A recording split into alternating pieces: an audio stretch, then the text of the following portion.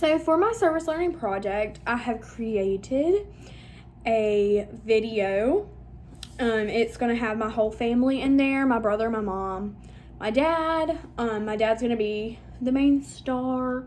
And it's going to just talk about the story. I'm going to interview him, ask him questions. I also asked two of my amazing high school teachers to send me a video of how they observed me during this difficult time in my life, and just what they thought about me as a person, and how, I showed myself, not going up to them and being like, this is going on in my life, but just how me going through day to day, how they saw me act as my teacher, and when my dad had cancer.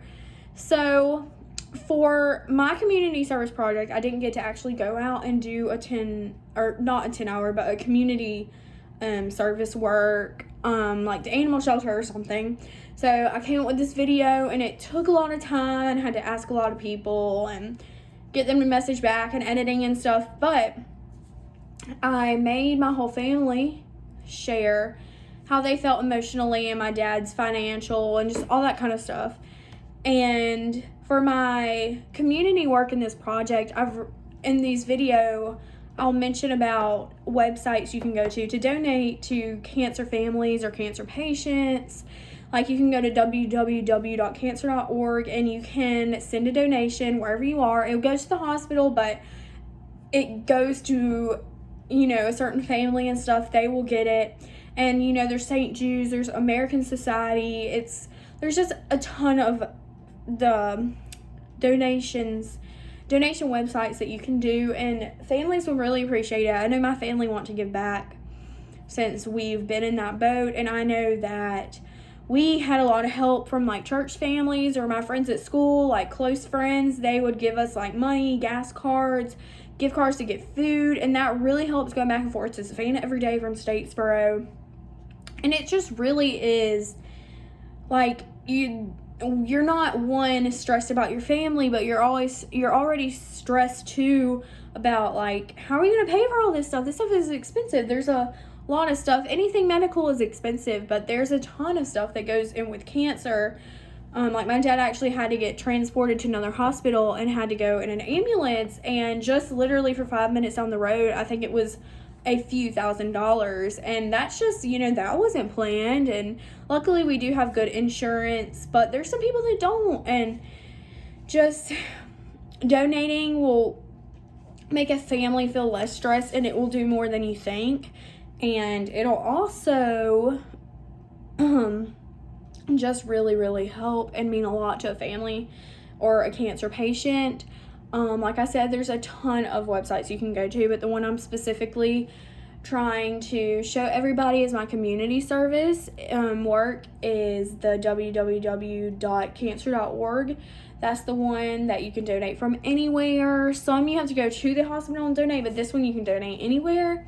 So that's the one that I really want to focus on, and that's the one that's going to be my community service work, is trying to get people to go donate and help families. So I made my whole family share their feelings, basically, and my dad answered questions and stuff, so I guess it's my turn. But I remember exactly how I felt when they told me that my dad had cancer. It was my senior year, and I'm only I'm only a freshman in college, about to be a sophomore. So this was last year for me. I came home one night. I thought everything was, fine. Just me being a high schooler, a senior year. And I come home, and they're like, we need to talk. And I'm like, oh God, am I in trouble? And they basically told me that my dad had cancer. And I really was not expecting that at all. I was the type of kid that I did have my troubles, my bad days and stuff with, things at school or things like that, but I never really faced something so heartbreaking in my life, and I was thankful to not feel that until my senior year. Some kids sadly faced things before then. I'd always had everything I wanted, not in a spoiled way, but my parents just always provided, and I was so thankful for that. I went to Bullock Academy, and I wasn't like one of those kids that just had everything they wanted and were just spoiled.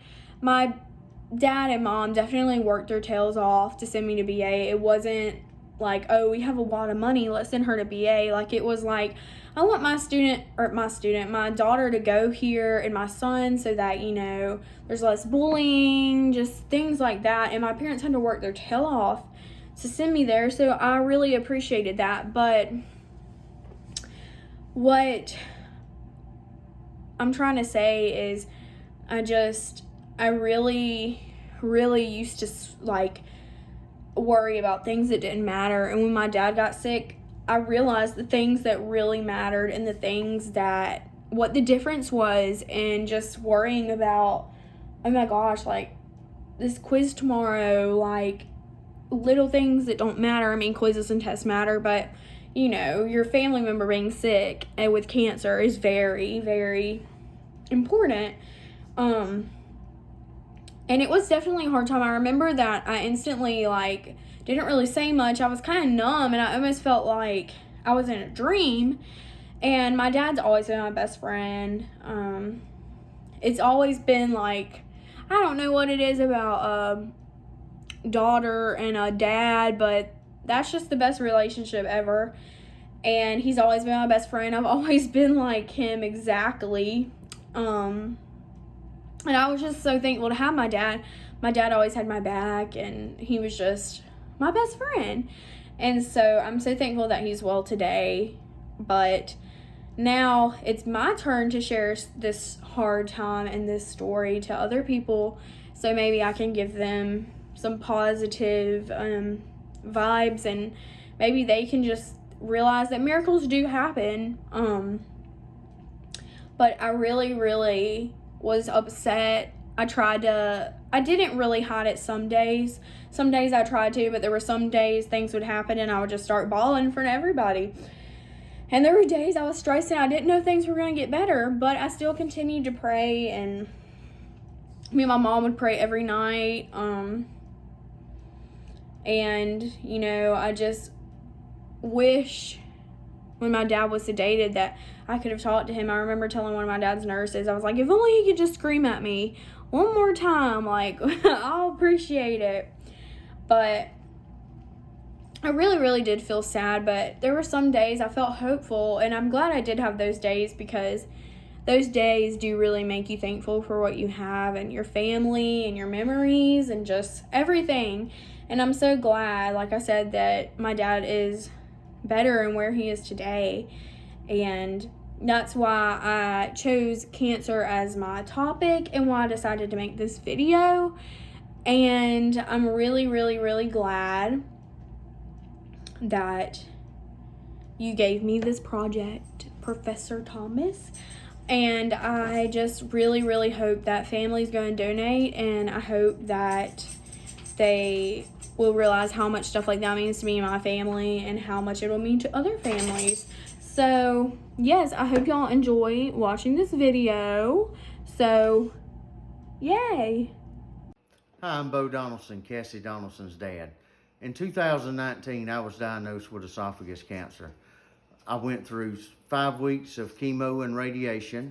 I had surgery. They removed the cancer, and slow process, but a year later, I'm still slowly healing, but it's coming along, getting better every day.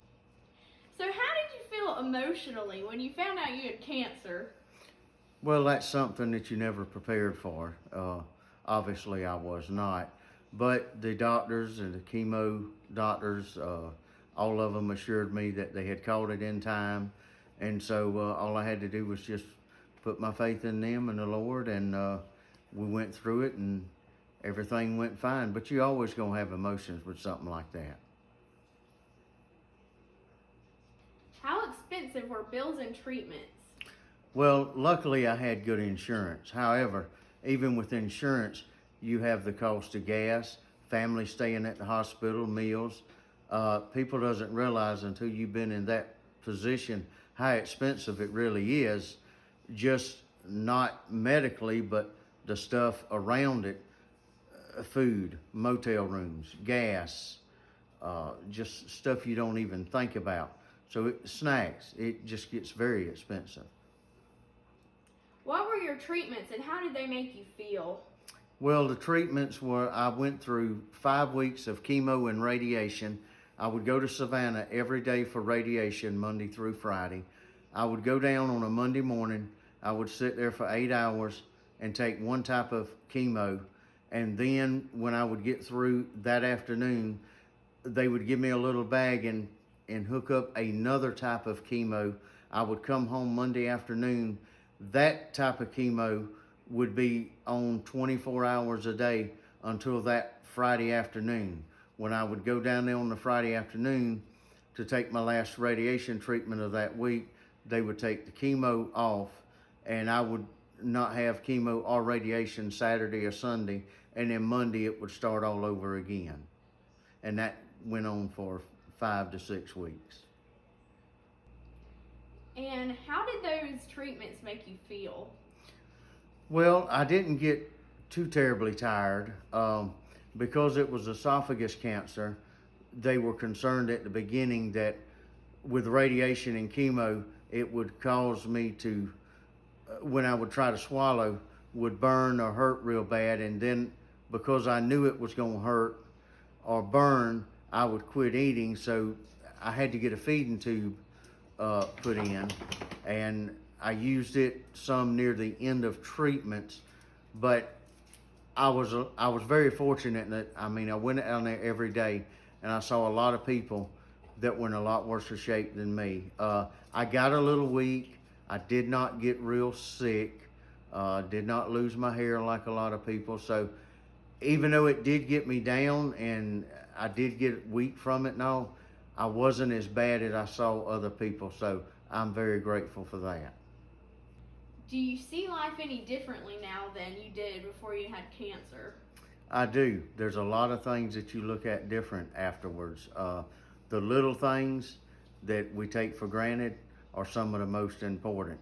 One of the biggest things after surgery was, as simple as it is a glass of water.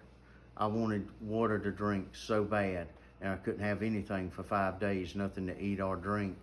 And that's so simple, but it's something we take for granted. And there's many other things as well. But you look at life a lot different. What advice would you give to other families or someone else who is facing this disease?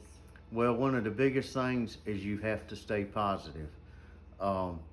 Another thing, I was fortunate that my surgeon, my radiologist, my chemo doctor, all of them were on the same page from the beginning. They agreed on everything. And if you are going through this and one doctor's telling you something and another one's telling you something else, go somewhere totally different and get another opinion by another group of doctors. Because if you don't believe in the doctors, you can't be positive enough. I was fortunate to have doctors that were all on the same page and everybody agreed with everything, which made me be more positive about my outcome. And that's it. It just made me positive. So you just have to stay positive through all of it. And there's going to be days that you're going to be like, is this ever going to get better? But it will. You have to stay positive that it will get better. Being positive, attitude is 80% of the battle. How do you feel now that you are a survivor? For the most part, I feel great. I'm glad to still be here. There's a lot of people that went through what I went through that doesn't make it, or that has a lot of problems afterwards. There's some days, if my daughter aggravates me a lot, I feel bad. But for the most part, I feel great. I'm happy to be here, and that's about it. I'm Dina Donaldson, wife of Bo Donaldson. How did you feel emotionally as the spouse? I went through several different emotions. I felt numb. I was, sad some days. frustrated, just confused, just several different emotions I had every day. What are some helpful ways to stay calm in this situation? Lots of prayer, family, friends, people from your church family, counseling. Those are the ways that I found that help cope. Who made these rough times easier for you? My children, my parents, my mother-in-law, and my animals. What would your advice be to other families? Stay positive, have hope, pray, keep your family together for support, and just love each other as much as you can. Do you see life differently now than you did before? Yes, I'm more thankful, and I don't sweat the small stuff. So my name is Andrew Dawson, and I found out a year and a few months ago that my dad had esophagus cancer. Emotionally, it was upsetting and very shocking that someone so close, got some type of cancer. Hiding emotions isn't always easy, especially during a high tense time like this. I felt like I had to hide them so I could reassure that my family, everything was okay and we had nothing to worry about. There were times when I was upset, which was very rare because I tried to hide my emotions to protect my family. I felt like I had big responsibility since Dad wasn't around to do so. I would never want someone to go through that hardship, but I know some people go through far worse. Some positivity I could get out of it was it made me a man and gained confidence. Some positivity I could get out of it was, between working all day and driving to Savannah after work, I never had to think about it like sister and mom all day. He was still on my mind, but work and stuff kind of interfered with it for a little, few minutes, hours of the day. So he's out now, and I'm very thankful. Happy, relieved he's out. It's not every day that people use their emotions like that to the fullest. You almost forget that you have emotions like that because you barely use them. Thanks. My name is Brittany Webb, and I'm Cassie's brother's girlfriend. Shortly after I started dating Andrew, Cassie's brother, their dad was diagnosed from cancer. From that moment, I could see the impact that this diagnosis had on their whole family. Everyone was sad, worried, and didn't really know what was going to happen. A couple months later, he had surgery to remove the cancer from his esophagus. Everything was going good after the surgery, and then it took a turn for the worse. He ended up being sedated for 22 days due to a post-op complication of infection. From an outside perspective, I could see the impact and the toll that this took on their family. They had to drive back and forth to Savannah every day while their dad was sedated, not knowing what was going to happen. They were stressed out, exhausted, worried because no one had answers for what was going on. They spent Christmas and New Year's in the hospital sitting by their dad's side while he was sedated and on a ventilator. Luckily, they got everything under control and he was finally able to be weaned off the ventilator and sedation medicine. Cancer can impact a family in so many ways, and this is just a prime example. Thank you. Hi, my name is Victoria Hall. I know Cassie from working at Bullock Academy last year. Cassie was my TA, so she would come to my planning period and she would make copies for me and run errands for me and just help me get ready for my next day of classes. During this time, I really got to know Cassie, and I got to observe her during this time where she was going through her dad battling cancer, and there were a few things that I observed from her. One is that she, just from meeting her, that she has a big heart. But during our time together, she would, she'd open up to me and, kind of not necessarily vent, but kind of get some relief by talking about things that she was experiencing. And you can just tell that she has so much empathy for people and that she just feels for others, and especially for those in her family, like her mom and her brother, who are also sharing in this experience. She was extremely worried about her father, and you could just see that her emotions, she was just trying to keep them in check at all times. It's very easy for her to, think about things and dwell on them, but she was also such a positive person that she was using so much energy to be positive, and you could tell that it was stressful for her. Another thing that I observed is that she was very diligent in her time management, because, after school, she would drive to Savannah from Statesboro to go see her dad, be a support for her mom. So you could tell that she was trying to get everything done that she could at school, because she had so many responsibilities at school, and she also nannied for some kids. So she wanted to make sure that she could get everything done and just use every single minute of her day as wisely as possible. Another thing that I observed with Cassie is just how selfless she is. After we had to make that transition from the classroom to home during the start of the pandemic last year, you could tell she was heartbroken that, she couldn't continue her senior year, but her selflessness came in with the fact that she did not attend any prom festivities, and prom was canceled, but there was still, small little bubbles that got together to at least, try on their prom dresses and take pictures. And she did not partake in that. And I know that had to be so hard, watching her friends do that. But she did that just out of the safety of her father, because he was home, but his immune system was weak.